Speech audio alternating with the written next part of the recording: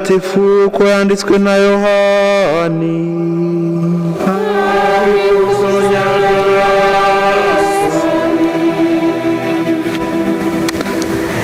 Igihe Yezu yari amaze gutobora imigati, bugorobye abigishwa be baramanuka no ku nkombe y'inyanja. Bajya mu bwato berekeza hakurya y'inyanja ahagana i Kafarinawumu, nuko biburiraho kandi Yezu atarabageraho. Hahuha umuyaga mwinshi, inyanja yitera hejuru. Bamaze kugashya ahantu h'amasitadi 25 cyangwa 30, babona Yezu agenda ku nyanja ageze hafi y'ubwato. Ubwoba burabataha. Nibwo Yezu ababwiye ati nimuhumure ni njye. Bashatse kumushyira mu bwato, babona ubwato bugeze ku mwaro aho bajyaga. Iyo ni Evanjiri ntagatifu.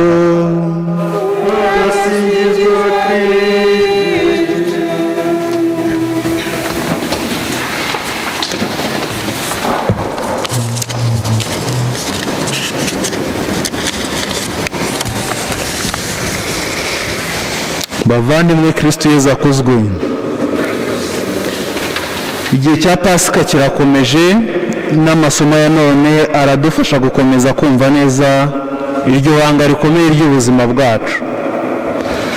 Isomo rya mbere riratubwira iby'ubuzima bushya bw'abemeye Kristo, ikibazo bahuye nacyo n'umuti bagishakiye.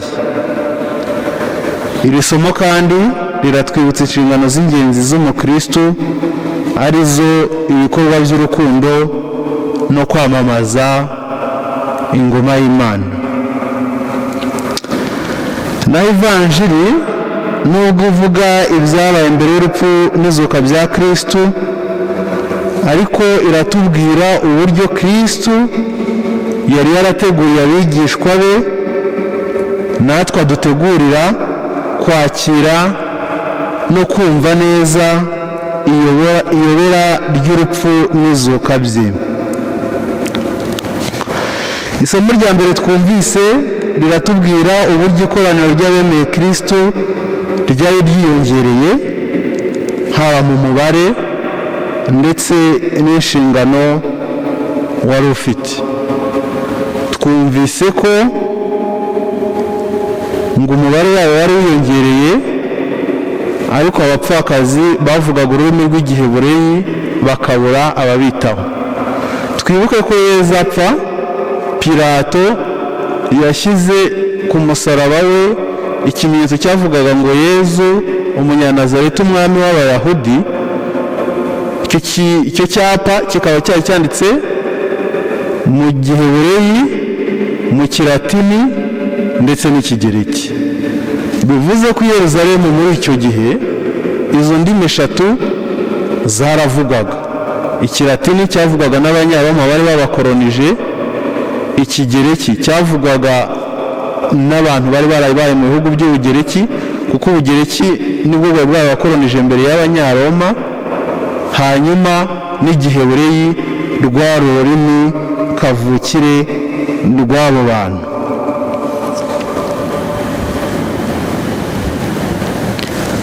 Nguko uko rero iyo nshingano yo kwita ku bababaye yari itangiye gutera ikibazo, kubera ko bari bamaze kwiyongera mu mubare. Kugeza na n'ubu iyo nshingano natwe abari mu muryango w'Imana ariwo Kiliziya ya none turayifite, kwita ku bababaye. Nubwo mu isomo rya none havugwa abapfakazi gusa, ariko tuzi neza ko abakeneye ibikorwa bigaragaza urukundo ni benshi muri iki gihe. Hari abarwaye, hari ababa bonyine, inshike, imfubyi, imfungwa, ndetse n'abandi bose tuzi cyangwa duturanye bakeneye ubufasha bwacu kandi dushobora gutanga. Indi nshingano ya kabiri y'ingenzi umuryango w'Imana ufite muri iyi si ni ukwamamaza ijambo ry'Imana. ntawashidikanya ko turi mu isi yuzuye urusaku, abantu bavuga ni benshi, ibyo bavuga ni byinshi, ariko kimwe n'intumwa natwe dufite ijambo. Ikiri amahire ni uko twebwe tutavuga inkuru zibonetse zose. Abakristu tuvuga inkuru nziza. Ivanjiri ni inkuru nziza.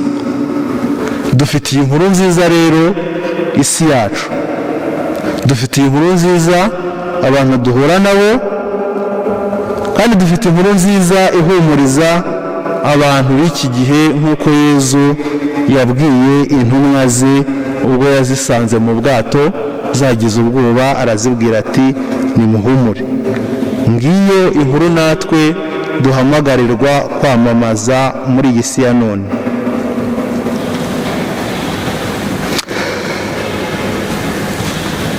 Nk'uko twabyumvise ariko abakoraga umurimo wo kwigisha basanze batabireka ngo bajye gukora umurimo wo kwita ku mbabare, kuko iyo bajya kubifatanya byombi byari kurangira byose bipfuye.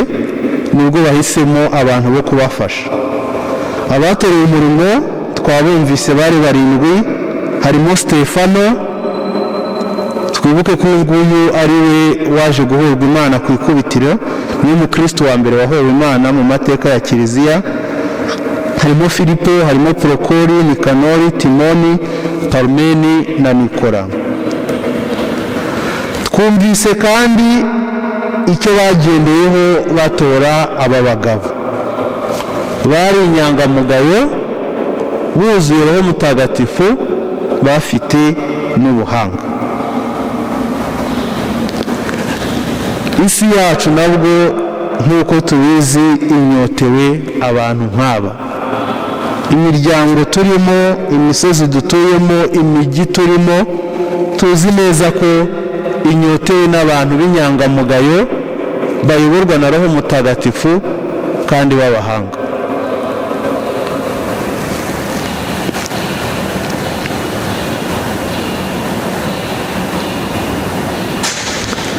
Abo bagabo 7 rero aribo badiyakoni ba mbere ba Kiliziya, ni urugero ku babatijwe twese ba none. Natwe dukwiye kwigiramo amatwara nk'ayo ngayo. Tubeho twanga umugayo, tubeho turi abantu buzuye kandi bayoborwa na Roho Mutagatifu, bakunda ubuhanga kandi bakabushakisha. Ubuhanga nyakuri nk'uko tubizi Bibiliya bivuga nta wundi ni ukumenya Imana. Nta kabuza kandi Imana izabiduha. Ibyemezo by'uko Imana izabiduha nitubishaka ni byinshi. Icya mbere ni Salomoni uvugwa mu isezerano rya kera. Imana yahamagariye kuba umwami, agasenga avuga ati aba bantu nzabashoboza iki?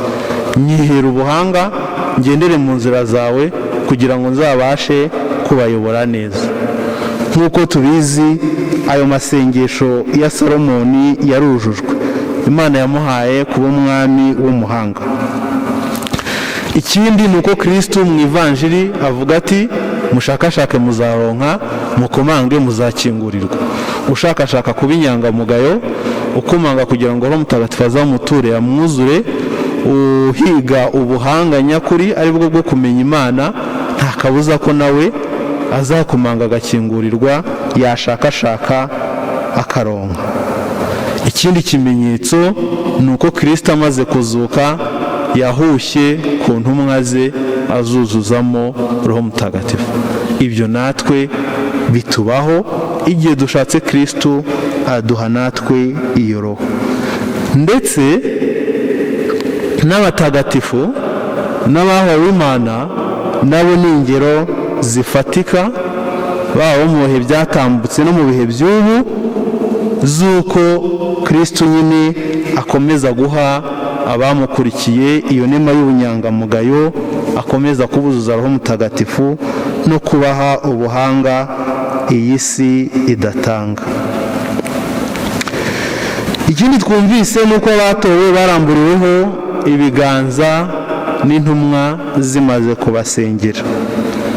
twibuke ko muri liturujia y'itangwa ry'isakaramentu ry'ubusaserdoti mu nzego zabwo uko ari 3, ubudiyakoni, ubupadiri n'ubwepiskopi, nabwo uhabwa iryo sakaramentu aramburirwaho ibiganza n'umwepiskopi ubumuha ari we umusimbura w'intumwa. Nk'uko tubizi gatigisimu twigisha ko abepiskopi ari abasimbura b'intumwa.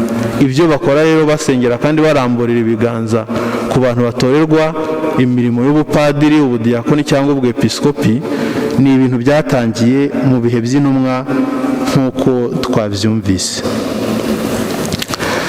Mu ivanjiri yaturondoreye byabaye imbere y'ipfa n'izuka rya Yezu, twumvise uburyo Yezu yari yarateguriye intumwa ze kuzumva no kwemera ibanga ry'urupfu n'izuka bye. Ngo bwari bugorobye, ijoro riguye, umwijima utashye, abigishwa bajya mu bwato, bagenze urugendo nk'urwa kilometero 5 mu nyanja, bubiriraho burahumana. Ntibyarangiriraho gusa, ngo hahuha umuyaga mwinshi, inyanja yitera hejuru. Byumvikane ko ubwoba bwabatashye, bagatinya ko bari bagiye gupfa. Nuko Yezu araza abasanga agenda hejuru y'inyanja. Yezu ugenda hejuru y'inyanja bivuze ko ni Yezu watsinze urupfu, ko urupfu nta bubasha rukimufiteho, ko natwe ari uko tuzamera ubwo Yezu azahindura imibiri yacu isanga mu gaciro gake akayisanisha n'uwe wije ikuzo, maze natwe kimwe na Pawulo tukabaza urupfu tuti, rupfu we, urubori rwawe ruri hehe? Impamvu tuvuga ko Yezu ugenda hejuru y'inyanja bivuga ko yatsinze urupfu, ni uko muri Bibiliya akenshi inyanja ishushanya urupfu, kandi natwe tuzi ko ntawe ubasha kugenda ubugenzi hejuru y'amazi, yaba inyanja yaba ikiyaga emwe n'umugezi. Ubigerageje ararohama. Niba umuhengeri usanze mu nyanja akenshi uramumira agapfa. Niyo mpamvu inyanja igaragaza icyo kintu nyine cy'uko ntawe ubasha kuyigendaho, uyigenzeho wese ararohama agapfa. Kristo usanga abigishwa be rero we agenda hejuru y'inyanja, agenda bugenzi, ni ikimenyetso cy'uko nyine nta bubasha urupfu rumufiteho, nta bubasha inyanja igaragaza urupfu umufiteho. Arabitegeka, yarabitsinze. Niyo mpamvu ubwo bari batewe ubwoba n'iyo mivumbi iri mu nyanja, yababwiye ati nimuhumure ni njye. Tuzirikane ko hamariye kuzuka igihe nabo bari bavuye mu mihengeri idasanzwe yifatwa rye, ibabara rye n'urupfu rwe,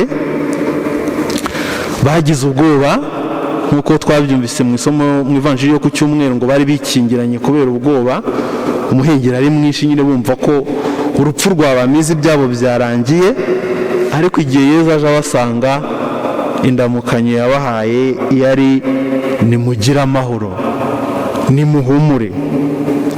Bavandimwe rero, natwe ngiryo ijambo Yezu atubwira buri munsi, haba mu bihe byiza haba mu bihe bikomeye, aravuga ati nimugire amahoro, nimuhumure, ndi kumwe namwe.